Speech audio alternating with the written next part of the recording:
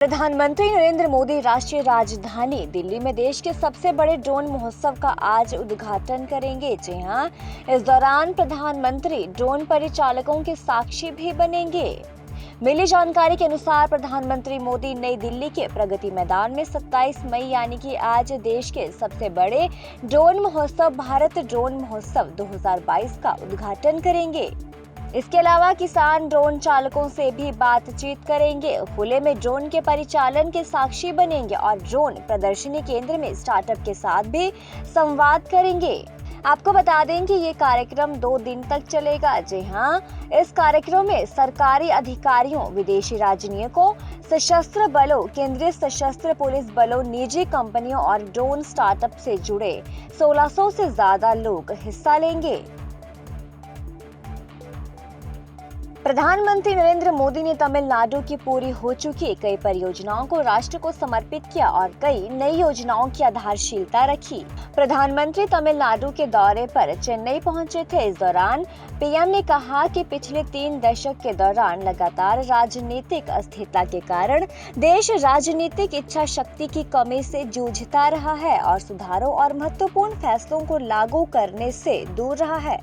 लेकिन देश में अब राजनीतिक दृढ़ इच्छा शक्ति देख रहा है और 2014 से लगातार सुधार पर भी अमल किया जा रहा है। पीएम मोदी ने कहा कि भारत आज विकास के एक प्रमुख केंद्र के रूप में उभर रहा है और दुनिया ये महसूस कर रही है कि भारत का मतलब व्यापार है। In Tamil Nadu, this is land and this land is special. The people, culture and language of the state are outstanding. Someone or the other from Tamil Nadu is always excelling. Just recently, I hosted the Indian Deaflympics contingent at my residence. You would be aware that this time it was India's best performance in the tournament. But do you know that out of the 16 medals we have won, youngsters from Tamil Nadu had a role in 6 of those medals. This is among the best contributions to the team. Congress नेता अजय माकन ने भाजपा सरकार पर जमकर निशाना साधा है। उन्होंने सरकार से पूछा कि आखिर किसके अच्छे दिन आए हैं। उन्होंने कहा कि जिनके कोविड तक में संपत्ति बढ़ गई, किसानों को काले कानून मिले, 1000 रुपए का गैस, 12 करोड़ नौकरी चली गई। ये हम मोदी जी से पूछना चाहते हैं कि उन्होंने वैश्विक भूखमरी इंडेक्स का हवाला देते हुए ये भी कहा कि इस सूची में हम 55 से 101 स्थान पर चले गए हैं। फ्रीडम ऑफ प्रेस में 140 से 150, रूल ऑफ लॉ इंडेक्स में 35 से 89, डेमोक्रेसी इंडेक्स में 27 से 46 पर चले गए हैं। कांग्रेस नेता ने आगे कहा कि वैश्विक मापदंड पर भारत लगातार फिसलता जा रहा है। कांग्रेस नेता ने कहा कि मोदी सरकार ने जनता से 8 सालों के दौरान 8 छल किए हैं। पहला छल भाजपा है तो महंगाई है, महंगाई बढ़ गई है। दूसरा छल सबसे युवा देश को बेरोजगारी में झोंका। तीसरा छल अर्श से फर्श अर्थव्यवस्था, रुपया ऐतिहासिक गिरा। सरकारी कर्ज 80 लाख करोड़ सरकार ने लिया। पिछले 8 सालों में बड़े बड़े धन्ना सेठों से 9 लाख करोड़ के लोन राइट ऑफ किए गए। पूरे देश को भाजपा ने सेल पर डाल दिया। असर क्या है? 2014 के अंदर डोमेस्टिक गैस सिलेंडर 410 रुपए था, आज डबल होकर के 800 रुपए हो गया है। कमर्शियल गैस सिलेंडर 1541 रुपए था, आज लगभग डबल होकर के 23,6365 रुपए हो गया है। सीएनजी जो कि हमारे दिल्ली के अंदर और दूसरे शहरों में अब इस्तेमाल होने वाला एक साधन है, एक ईंधन है, वो 35 रुपए से डबल से भी ज्यादा बढ़ करके 75 रुपए 61 पैसे प्रति किलो हो गया है। आवश्यक दवाओं के रेट बढ़ रहे हैं, टोल टैक्स के रेट बढ़ रहे हैं, खान पान की वस्तुएं बढ़ रही हैं। एल्यूमिनियम के ऊपर एक्स्ट्रा टैक्स लगाने की वजह से रेफ्रिजरेटर्स, टेलीविजन, सबकी सब चीजों के अंदर रेट बढ़ते जा रहे हैं। तो सबसे पहला हमारा जो भाजपा के ऊपर और नरेंद्र मोदी जी को कहना है कि ये जो अपने फायदे के लिए टैक्स बढ़ा करके कॉर्पोरेट टैक्स को कम कर दिया और उसकी भरपाई जनता की जेब काट करके जो करा जा रहा है, धनाढ्य अपने मित्र पूंजीपतियों को मदद पहुंचाने के लिए कॉर्पोरेट टैक्स तो कम कर दिया, लेकिन कॉर्पोरेट टैक्स की भरपाई करने के लिए जो कमी कॉर्पोरेट टैक्स के अंदर हो रहा है, उसकी भरपाई करने के लिए जनता की जेब पे से, साधारण और गरीब लोगों की जेब पे से डाका डाला जा रहा है। इससे बड़ा अत्याचार नहीं हो सकता हमारे देश के अंदर। और दूसरा छल और भी महत्वपूर्ण, सबसे युवा देश को बेरोजगार व अनपढ़ता के अंधकार में झोंका। हमारे देश के अंदर बेरोजगारी का यह आलम है कि आज 7.9% के ऊंचे, सबसे ऊंचे पायदानों में से एक है। CMI का इंडेक्स, वर्ल्ड बैंक की रिपोर्ट, सीडा की रिपोर्ट, ये सारी की सारी रिपोर्ट कहती है कि 45 वर्ष के अंदर आज तक के सबसे ऊंची बेरोजगारी हमारे देश में है तो आज है। जो हमारी लेबर फोर्स पार्टिसिपेशन रेट है वो 2016 में 47% थी, घट करके आज 39% हो गई है। यानी 8% लेबर फोर्स पार्टिसिपेशन रेट हमारा हो गया है। यानी कि आज हमारे देश के अंदर लेबर फोर्स पार्टिसिपेशन रेट का अगर हम आधार लगाएं तो 48 करोड़ से ज्यादा लोग बेरोजगार हैं। 48 करोड़ से ज्यादा लोग हमारे देश में बेरोजगार हैं। ये हमारी CMI की रिपोर्ट हमारी ये कहती है। वर्ल्ड बैंक की रिपोर्ट ये कहती है कि लेबर फोर्स जो पार्टिसिपेशन रेट है वो 2005 में 26% था, घट करके मात्र 15% रह गया है विमेन का। तो जो हमारी महिला जर्नलिस्ट यहां पे हैं, आप सोच सकते हैं कि लेबर फोर्स पार्टिसिपेशन रेट महिलाओं का किस तरीके से लगभग 10% पिछले 15 वर्षों के अंदर कम हुआ है। ये मोदी सरकार की देन है। Centre for economic data and analysis, CEDA जो है, वो मैन्युफैक्चरिंग सेक्टर के अंदर बताता है कि कितना मैन्युफैक्चरिंग सेक्टर के अंदर कितने क्या वहां पर रोजगार का दर वहां पर है। हैरानी करने की वाली बात यह है कि जो हमारे देश के अंदर मैन्युफैक्चरिंग सेक्टर को आगे बनाना चाहते हैं, बढ़ाना चाहते हैं और पहले साल से कह रहे हैं कि हम लोग मैन्युफैक्चरिंग हब बनाएंगे हमारे देश के अंदर, 2016-17 के अंदर 5 करोड़ 10 लाख लोग मैन्युफैक्चरिंग सेक्टर में थे, जो आज घट करके मात्र 2 करोड़ 70 लाख लोग रह गए। तो लगभग 2 लाख से भी ऊपर, लगभग 2,40,000 लोग हमारे बेरोजगार हुए हैं मैन्युफैक्चरिंग सेक्टर के अंदर पिछले 4-5 वर्षों के अंदर। तो जो मैन्युफैक्चरिंग हब बनाने वाले हमारे देश की बात करते थे, वहां पर आज ये स्थिति हमारी हो गई है। सरकारी नौकरियों की बात करें तो 62 लाख सरकारी नौकरियां वैकेंसी है, 62 लाख वैकेंसीज हमारे देश के अंदर। इसके अंदर बहुत अच्छा चार्ट दिया गया है। 62 लाख जो वैकेंसीज हमारे सरकारी हैं, इसके अंदर इस बुकलेट में बहुत ही एक खूबसूरत चार्ट दिया गया है। ये चार्ट ये सुरजेवाला जी आपको दिखा रहे हैं। इसमें जो मुख्य जो डिपार्टमेंट्स हैं, मैं आपको पढ़कर बताना चाहता हूं कि जो सेंट्रल गवर्नमेंट की डिपार्टमेंट्स हैं उसमें 9,10,000 वैकेंसीज हैं। हेल्थ सर्विसेज के अंदर, जिसमें आंगनवाड़ी और हेल्थ पर्सनल हैं, उन दोनों के अंदर मिलाकर के लगभग 3.5 लाख वैकेंसीज हैं। प्राइमरी एजुकेशन के अंदर लगभग 8.5 लाख की वैकेंसीज हैं। हायर एजुकेशन के अंदर लगभग 50,000 की वैकेंसीज हैं। हमारे आर्मी और पुलिस के अंदर, दोनों के अंदर मिलाकर के लगभग 9 लाख की वैकेंसीज हैं। कोर्ट्स में वैकेंसीज हैं, स्टेट्स में अलग अलग वैकेंसीज हैं। टोटल 62,39,000 वैकेंसीज हमारे देश के अंदर है। आप देखिए कि हमारे देश के अंदर बेरोजगारी 45 वर्ष में सबसे ऊंची है, लेकिन सरकार के अंदर हमारे 62,29,000 वैकेंसीज हमारे केंद्र और राज्य सरकारों के अंदर पड़ी हुई हैं। हमारी आर्म फोर्सेस के अंदर, पैरामिलिट्री फोर्सेस के अंदर, पुलिस फोर्सेस के अंदर, हमारे एजुकेशन सेक्टर के अंदर, हेल्थ सेक्टर के अंदर, हर जगह के ऊपर वैकेंसीज हैं। जगह है लेकिन सरकार उनको नहीं भर पा रही है। तो इस चीज का जिम्मेवार कौन है? सीधे सीधे सरकार नहीं है तो कौन है? रेलवे के अंदर 2,66,000 लोगों की वैकेंसीज हैं। तो ये सभी वैकेंसीज जब इतनी सारी हैं तो इस चीज का जिम्मेवार कौन है? सरकार कैसे इस जिम्मेवारी से पीछे हट सकती है? तीसरा जो हमारा छल है वो अर्थव्यवस्था। अर्श से फर्श के 8 वर्ष में गर्त में अर्थव्यवस्था। जीडीपी की ग्रोथ कांग्रेस के समय में औसतन 8.36% प्रति वर्ष थी, घट करके भाजपा के समय में आधी लगभग 4.75% रह गई। और ये भाजपा के फिगर्स हैं, ये सरकारी आंकड़े, कोई हमारे आंकड़े भी नहीं। तो लगभग आधे जीडीपी ग्रोथ हम लोगों की हो गई है। अवमूल्यन रुपए का देखें तो आज तक के इतिहास में रुपया इतना नहीं गिरा जितना अब गिरा। ₹77.81 प्रति डॉलर रुपए की कीमत होगी। आज हमारे देश के अंदर यह स्थिति होगी है। अगर सरकारी कर्ज की बात करें तो 67 इयर्स में सरकार के, जब तक के 2014 में कांग्रेस पार्टी की सरकार थी, 55 लाख करोड़ का कुल कर्ज सरकार ने लिया था। पिछले 8 सालों के अंदर, सिर्फ मात्र 8 सालों के अंदर 80 लाख करोड़ रुपया कर्ज सरकार ने लिया। तो आप सोचिए कि 67 वर्षों के अंदर 55 लाख करोड़ और 8 वर्ष के अंदर 80 लाख करोड़ का कर्ज इस सरकार ने केवल लिया है। तो आज हमारा भारतवासी, हर एक भारतवासी औसतन 1 लाख रुपए के कर्ज में इस सरकार की वजह से डूबा हुआ है।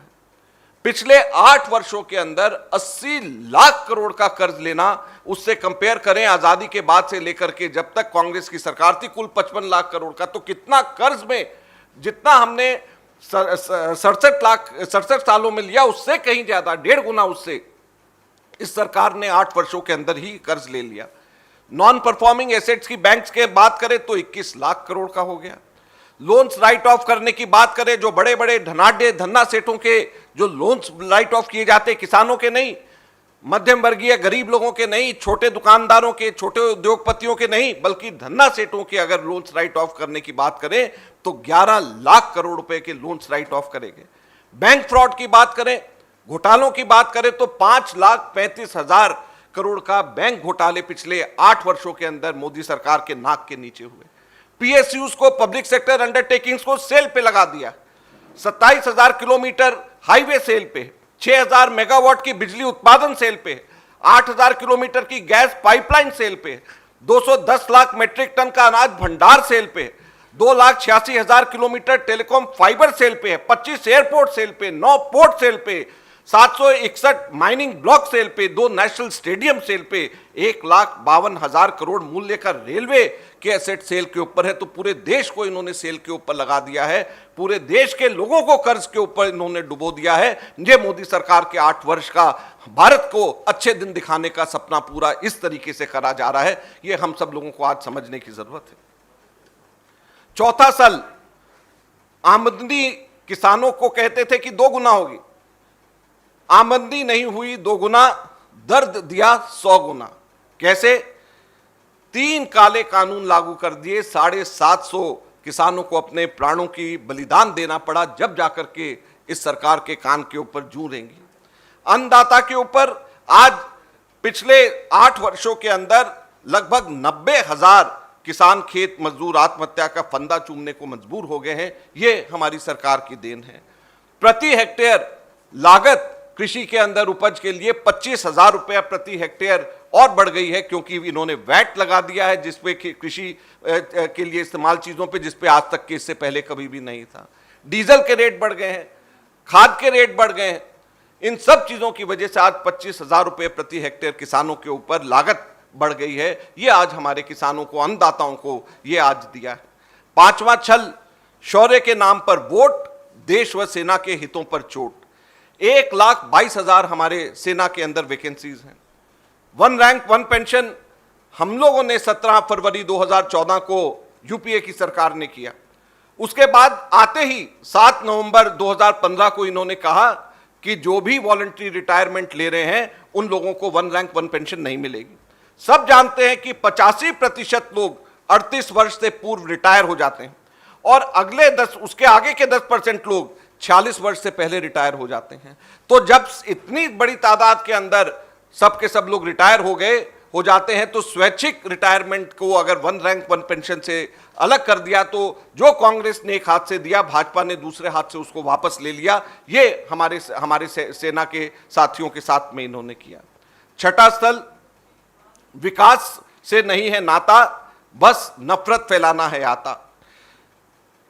सरकारी आंकड़ों के अनुसार 2016 से 2020 तक के केवल 4 वर्षों में, शुरू में 3,400 धार्मिक दंगे हमारे देश के अंदर हुए।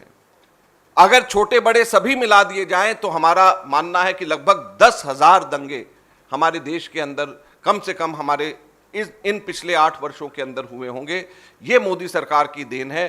जैसे अभी सुरजेवाला जी बता रहे थे, 80 वर्सेस 20 करने की इनकी कोशिश है, ताकि लोगों का ध्यान बेरोजगारी से, महंगाई से, जो वास्तविक समस्याएं और जो इनकी कमियां हैं उनसे दूर होकर, इनके भ्रष्टाचार से दूर होकर के, इनके धन्ना सेठों ने जो पैसे कमाए हैं उससे दूर होकर के लोगों का ध्यान दूसरी तरफ में लाया जाए। केवल और केवल यही कोशिश है, इसलिए लोगों को देश के अंदर हमारे बांटा जा रहा है।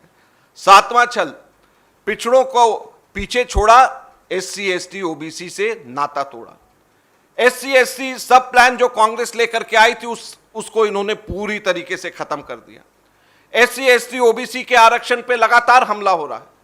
जो पीएसयूज इन्होंने प्राइवेटाइज करने की बात करी है, इसमें 4,31,000 लोग एससी एसटी और ओबीसी के हैं। जब ये प्राइवेटाइज हो जाएगा तो इनके ऊपर तलवार लटकेगी और साथ में नई भर्तियां एससी एसटी ओबीसी की इन पीएसयू जब प्राइवेटाइज हो जाएंगी, जब ये सरकार के अंदर नहीं रहेगा तो इसमें कहीं पे भी इनके आरक्षण की बात नहीं रहेगी।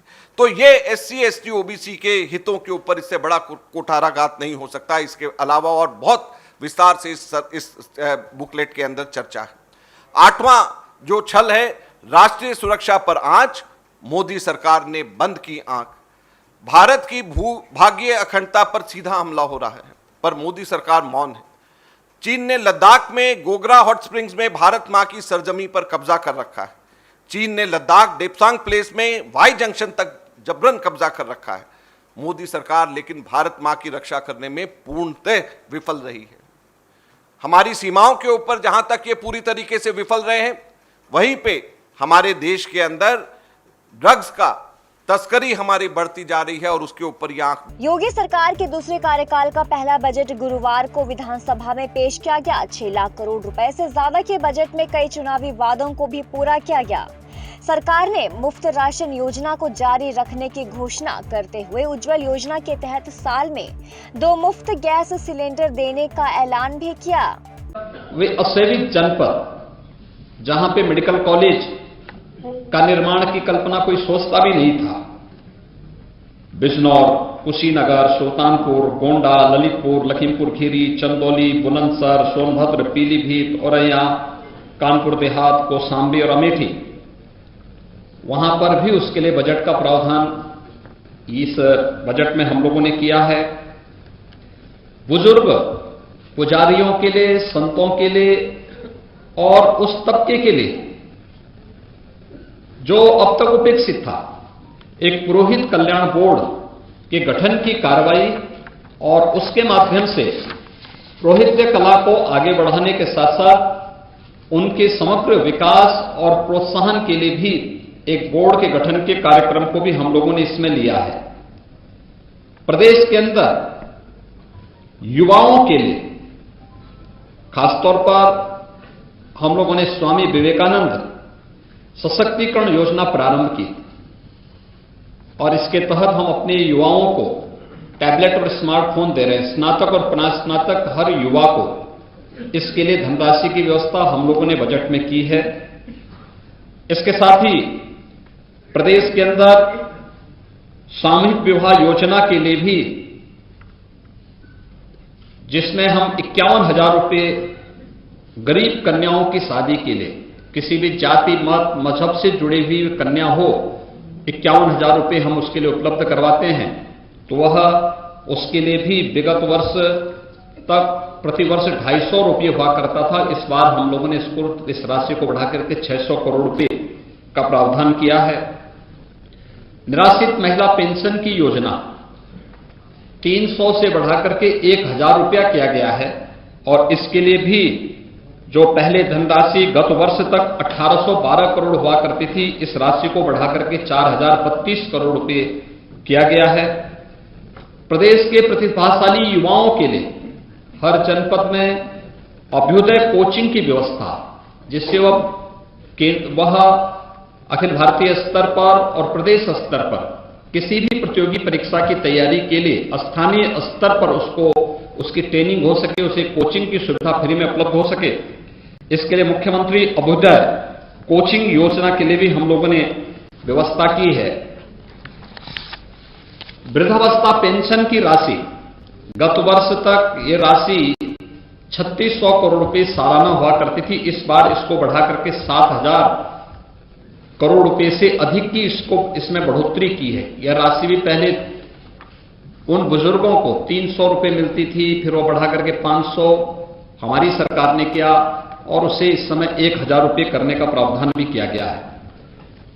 प्रदेश के अंदर जो शुगर मिल है, चीनी उद्योग में विगत कुछ वर्षों के दौरान, पिछले 5 वर्ष के दौरान उत्तर प्रदेश ने देश में बहुत अग्रणी भूमिका में काम किया है। यहां तक कि कोरोना जैसी महामारी के दौरान भी हमने प्रदेश में चीनी मिलों को बंद नहीं होने दिया। गन्ना किसान के मन में उसके प्रति एक विशेष उत्साह भी है कि पहली बार ऐसे देखने को मिला जब कि सरकार अपने स्तर पर इनिशिएटिव लेकर के गन्ना किसानों के हितों के लिए कार्य कर रही है। हम लोगों ने पिछले बार 3 चीनी मिलों की नई स्थापना की थी। इसमें रमाला चीनी मिल, मुंडेरवा चीनी मिल और पिपराइच चीनी मिल। इसके अलावा कुछ चीनी मिलों को जो बंद थे उनको हमने प्रारंभ किया। इस बार भी लगभग 6 ऐसी चीनी मिलों के लिए जो जर्जर स्थिति में हैं, उनके एक्सपेंशन और वहां उनके आधुनिकीकरण की कार्रवाई को भी सरकार ने अपने हाथ में लिया है, जिसमें क्षमता विस्तार के साथ साथ वहां पर आधुनिक चीनी मिलें लग सकें। ये प्रदेश के अलग अलग स्थानों पर हैं। उसमें सांथा है, मनोता है, आपके छाता चीनी मिल है, बुड़वल है। इसी के साथ ही जो मोहद्दीनपुर मेरठ की चीनी मिल है, उसमें डिस्टिलरी की स्थापना की कार्रवाई को भी हम लोगों ने इस बजट में स्थान दिया है। मित्रों, 2019 का प्रयागराज कुंभ उत्तर प्रदेश और देश और दुनिया के सामने अपनी एक नई पहचान बनाया। यह हमारा सौभाग्य है 2025 में फिर महाकुंभ का आयोजन होगा। दुनिया का सबसे बड़ा आध्यात्मिक और सांस्कृतिक आयोजन। हमारी सरकार अभी से इसकी तैयारी प्रारंभ करने जा रही है और इसके लिए हम लोगों ने बजट में प्रावधान किया है। इसके लिए एक अलग से मत खोल करके प्रयागराज कुंभ को फिर से ऐतिहासिक बना करके देश और दुनिया का एक यूनिक इवेंट के रूप में से प्रस्तुत करने के लिए यह व्यवस्था भी इसमें की गई है। लोक परंपरा और लोक संस्कृति किसी भी सांस्कृतिक विरासत की आधार होती है। लोक गाथा, लोक परंपरा इस संस्कृति की आत्मा होती है। प्रदेश इस दिश से बहुत समृद्ध है कि यहां पे पूर्वी उत्तर प्रदेश में भोजपुरी बोली जाती है, अवध और इसके आसपास। हरियाणा में सत्तारूढ़ भारतीय जनता पार्टी से लेकर कांग्रेस और सियासी जमीन तलाश कर रही आम आदमी पार्टी नगर निकाय चुनाव के लिए तैयार है। इसका स्पष्ट नजारा राज्य में 29 मई को देखने को मिलेगा, जब मुख्यमंत्री मनोहर लाल खट्टर, आप प्रमुख अरविंद केजरीवाल और पूर्व सीएम भूपेंद्र सिंह हुड्डा बड़ी रैलियों के जरिए सियासी हुंकार भरते नजर आएंगे। एक और जहां केजरीवाल 19 जून को होने वाले निकाय चुनाव और 2024 में होने वाले विधानसभा चुनाव के लिए तैयारियों के आगाज के लिए कुरुक्षेत्र को चुना है, तो वहीं खट्टर सिरसा में रैली को संबोधित करते नजर आएंगे। इसके अलावा प्रदेश कांग्रेस में नेतृत्व के संकट में बड़ी भूमिका में नजर आए हुड्डा विपक्ष आपके समक्ष कार्यक्रम के तहत फतेहाबाद में अपनी मौजूदगी को दर्ज कराएंगे। जम्मू कश्मीर में चल रहे ऑपरेशन में सुरक्षा बलों ने 10 आतंकियों को मार गिराया है। जी हां, सुरक्षा बलों ने 3 दिन में 10 आतंकवादियों को ढेर कर दिया है। तो वहीं बीती रात श्रीनगर में आतंकवादियों और सुरक्षा बलों के बीच हुई मुठभेड़ में लश्कर-ए-तैयबा के 2 आतंकी मार गिराए हैं। मिली जानकारी के अनुसार मारे गए आतंकवादियों के पास AK-47 पिस्टल बरामद हुई है। आईजीपी कश्मीर विजय कुमार के अनुसार 3 दिन में कुल 10 आतंकियों को मार गिराया है, जिसमें 7 लश्कर के और 3 आतंकी शामिल थे।